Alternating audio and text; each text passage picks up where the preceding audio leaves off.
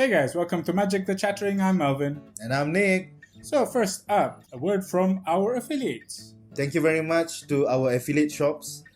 These are the shops that work closely with Magic the Chattering and allow us to post on their Facebook pages our content on a weekly basis. Yes, and in addition to that, as per usual, our weekly Spartan Giveaway winner. This week's Spartan Giveaway winner is Zaham Zakaria. Thank you very much for your comment, Zaham. FNMs are pretty important, and just because you don't have an expensive deck doesn't mean you can't play FNM. Exactly. So Zaham wins himself a 15 ringgit Spartan stock credit voucher. And if you would like to win a Spartan weekly giveaway, put your comments in the comments below. So, have we got an episode for you? Oh, yeah, oh my god, GP Brussels. Yeah, exactly. I mean, this is the first time I've ever been excited for Standard. We interrupt our usual broadcast of Magic the Chattering with an exclusive news. News broke over Twitter today, about 8 hours ago, of spoilers for OATH of the Gatewatch. Interestingly enough, it has been taken down since then. Yes, the Twitter account owned by MTG Focus Podcast, a weekly podcast, previewed the 6th Magic color. Yeah, but we'll get into that in a bit. First up, Kozilek, the Great Distortion, 8 colorless, and what seems to be a rather new mana symbol. But we'll get into that a bit. Yeah. So what do we have for Kozilek? Seems like a 10 mana guy. 10 mana guy, 12. Pretty beefy. Yeah, it looks like 8 colorless and 2 symbols I've never seen before. You get a 12/12 body.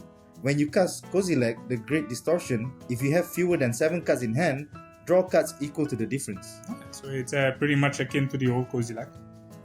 It also has menace, which means it can only be blocked by 2 creatures or more. And if you discard a card with converted mana cost X, counter target spell with converted mana cost X. Boom. Wow. I think this card is awesome. Also spoiled on the Twitter account. So this is where the mysterious mana symbols come from. Was a full art basic land. The rumored 6th land. Now it's no longer called Barry's land. It's called Waste. It seems to produce this Hadron-like mana. What will it symbolize? Colorless mana? Well, you get colorless mana using colored mana anyway. That's generic mana. Could this be specific colorless mana that Kozilek before this needs to use? Could it be something like the snow mana? Yeah, this kind of reminds me of Snowlands from Cold Snap. The thing is, Snowlands was a super type. Right? So, or was it a subtype? It was basic land snow. It was a super type. It was a super type. Snow basic land mountain. Snow basic land forest. So now, this is just a type. It's just basic land. And if you notice as well, it's not even basic land waste. Yeah, it just says basic land. How does this affect standard? We'll get to that later. After that, MTG Salvation a few hours later also spoiled a 3rd card, Mirrorpool. We see the first use of this mysterious symbol once again. Damn it. And it's actually a pretty kick-ass. It's a mythic. ability. What the fuck? Mirrorpool enters the battlefield tab. You can tap Mirrorpool to add 1 I'm gonna call it Hadron mana. Hadron mana to your mana pool. If you pay 2 colorless and 1 Hadron, when you tap it and you sacrifice Mirrorpool, you get to copy target instant or sorcery spell you control. You may choose new targets for the copy. If instead you paid 4 colorless and 1 Hadron and you tap it to sack Mirrorpool, put a token onto the battlefield that's a copy of target creature you control. It's worthy of a mythic. This is a clone and a fork in a land. Uncountable. So when you look at these 3 spoilers, right, the most important question is, what does this mean for OATH of the Gatewatch? Now, as we know, OATH of the Gatewatch is not a large set. Yeah, it's a small set. And it's meant to be played together with Battle for Zendikar.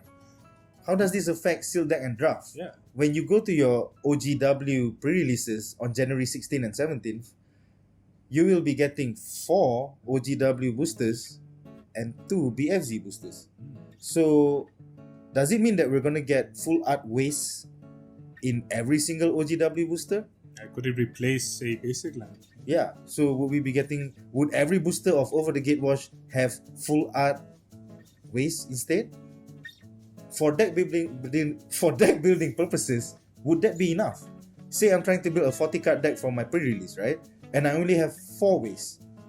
But then I open a Kozilek, and I have a Mirrorpool, and maybe like a few more cards that needs Hedron mana. Would that be enough?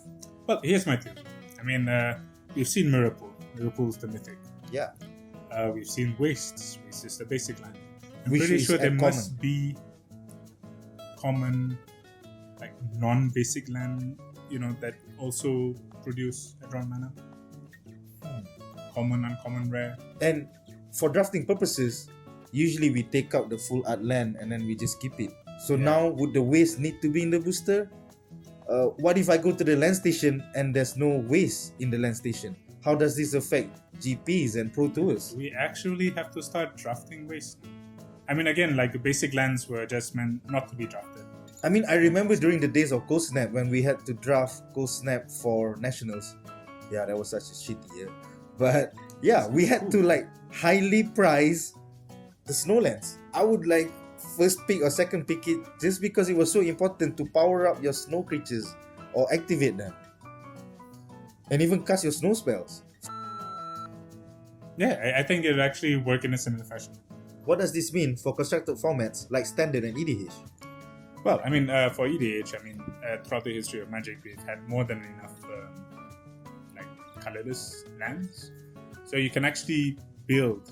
I mean, I've built a current deck. I've built a... Yeah, but this being a basic land deck means I can play 30 copies of Waste and I don't need to waste my time looking for non-basic lands. True. I mean, this is one way to go about it. But then again, that begs also the question, like, will it be as rare as the snow-covered lands? Yes, because the snow-covered currently... lands from Cold Snap kind of like picked up in value? Yes, in the market right now, they're costing about 1 to 2 USD a piece. Would, in 5 years' time, would boxes of Over the Gatewatch be highly priced because you can open 36 copies of Waste?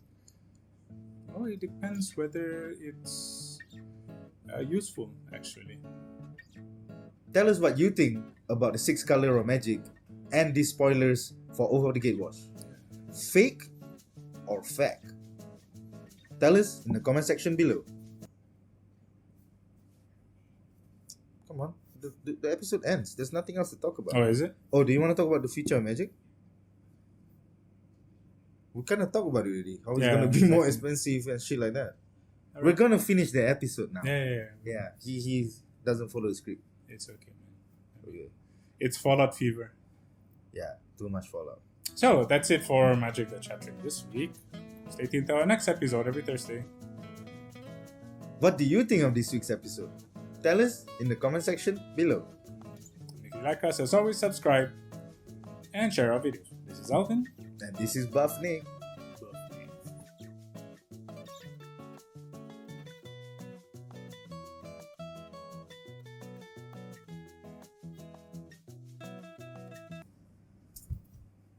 No, mine's bigger than yours. I exercise like every night.